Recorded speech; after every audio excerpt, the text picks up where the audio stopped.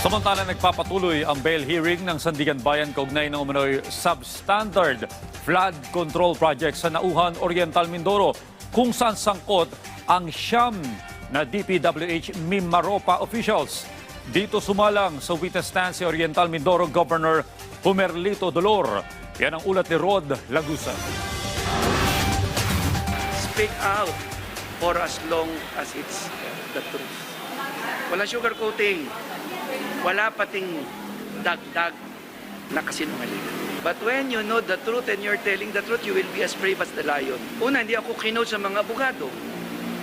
I just told the truth. Ito ang binigyang diin ni Oriental Mindoro Governor Humerlito Bons Dolor na tumayong witness sa nagpapatuloy na bail hearing ng Sandigan Bayan 6th Division para sa kasong malversation ng siyam na opisyal ng DPWH Mimaropa kaugnay ng umano'y 289.5 million pesos substandard flood control project sa Nauhan, Oriental Mindoro. Ang kontraktor sa proyektong ito ay ang Sanwas Incorporated na siyang konekdato kay dating Ako Bicol Representative Saldico.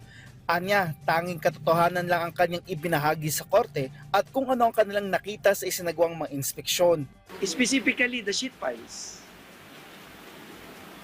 12 meters ang nakalagay sa program report. Ang nakita natin ay 3 meters. Kung sinunod sana, ang laking tulong.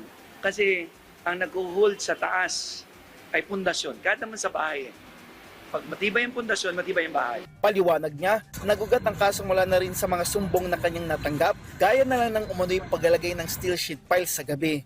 Sa naging pagdinig, 4 na video ang ipresenta ng prosecution kung saan makikita sa mga ito ang ginawang mga inspeksyon ni Dolor nitong Agosto at Setyembre. Kabilang na ang mga umano'y mga sira at pagiging substandard nito.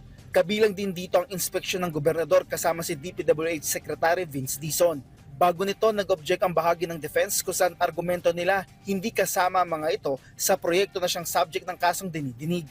Pero kalaunan, pinayagan ang presentasyon nito lalo't ito ang naging ugat para magsagawa ng mga karagdagang inspeksyon sa paligid.